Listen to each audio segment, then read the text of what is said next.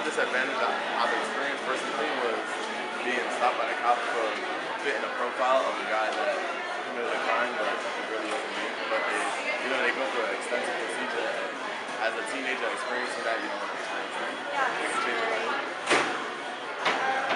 I would say my race impacts my life because of the stereotypes associated with it, and people might judge my first appearance off of that. Basically, when I hear the term white privilege, based on like my knowledge of classes, it's basically stating that white people are born at an advantage because they are more economically like higher up, so they're born at an advantage compared to minorities. It's a good thing at Buffalo State because I feel like Buffalo State is a diverse campus and like it's like a melting pot. Everybody comes together and like you get to share your experience from back home. And, like it's an experience. It's a new experience. Your life. Well, I think that my race impacted my life because I know that sometimes I have to work harder for certain things because as a black female, I'm seen in a certain way and I have to, in the community, I'm supposed to act a certain way. So it's kind of hard when I don't act that certain way because I'm Nigerian, whatever. And it's like certain things that like Nigerians do,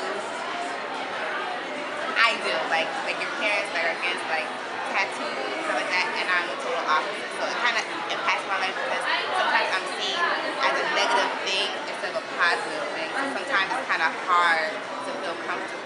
On the term Black Lives Matter. I think it's a very good term because Black lives do matter. Like, we don't think about it, but we should, because they get harassed way too many times, and that's just not fair. Okay. How would you say your race or ethnicity impacts your life? Well, as a white person, I get like way too many advantages that other races should have, but they don't, and that doesn't seem fair to me. Like what? Well, think about it. No white person has ever like been pulled over by police just cause, whereas everybody else has. And I think we should all if all minorities are going to like get that treatment, then we should too, for like just equal, because it's seen equal that way, because it's not just racial profiling anymore. And do you believe that you experience any advantages or disadvantages based on your race? Yes, I experience way too many advantages, I think, because people look at white people and they get everything, and black people and other minorities have nothing, and like I think that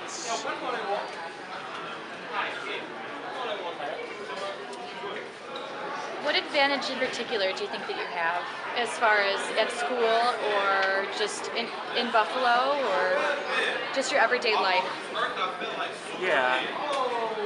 Well, this one is more of a disadvantage, like I was saying before about I'm much likely to get pulled over by Buffalo police because of my skin color than everybody else in Buffalo, and that doesn't seem right. My race and ethnicity? Oh, man. Actually, moral issues. I believe that, especially in this era, it's important because my parents was extremely strict. I'm from the island, so it's a little bit different. Well, it depends. It depends on how you really viewing it. It depends on your crowd. I believe that advantage and disadvantages. It's all about what you make out of it. It's the way you place yourself. Your race will impact your life and wherever you go because they'll take you to whichever path. It's like I said once again, it's all about the crowd. Yeah. Okay. Yeah. How do you feel about white privilege? White privilege? Yes. Oh, I didn't know there was a such thing. Sorry to say, I didn't know there was a such thing. What do you consider to be white privilege? I just consider white privilege like me as a white female walking down the street. I don't necessarily have to worry about cops harassing me or stereotypes that someone of color would have to deal with. If you're viewing it this way, I was, maybe it's also where I'm from prior to this. I live in Nyack. Nyack is predominantly white, so I never see the problem as much. You know, that's where I'm pretty much brought up in that. So Yeah. it's, yeah, it's not much of a problem to me. You've got an interesting view on it. Yeah, thank you.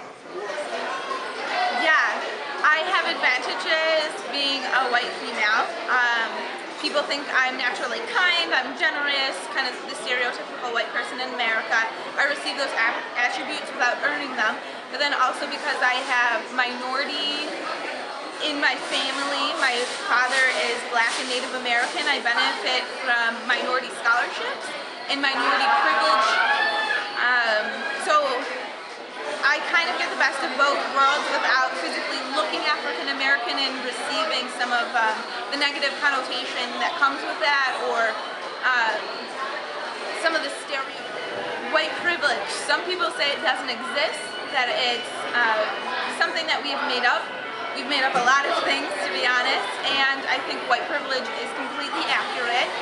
People who have white privilege say it doesn't exist because they have it, and they don't see how it interacts in culture or in society at all. I've seen white privilege before against my father, when he has to be extra polite, extra kind, and then white men just kind of get what they want when they're around him, and how my dad has to work harder to appease white men when white men kind of can just walk past him and not say, excuse me. I mean, there are expressions of white privilege on all sorts of scales when you go from large businesses to interactions with people. So I see it, I believe it, I think it's real, and I think we need to address it.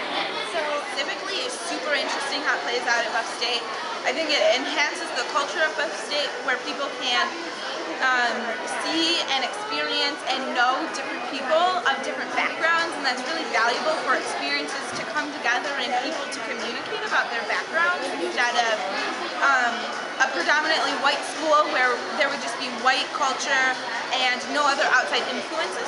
So in my personal experience graduating from Upstate in December, I'm really grateful that I've had such exposure to different cultures and diversity of ethnic groups, because I'm more informed about the world, and I know a lot more because of it, and I'm grateful for it.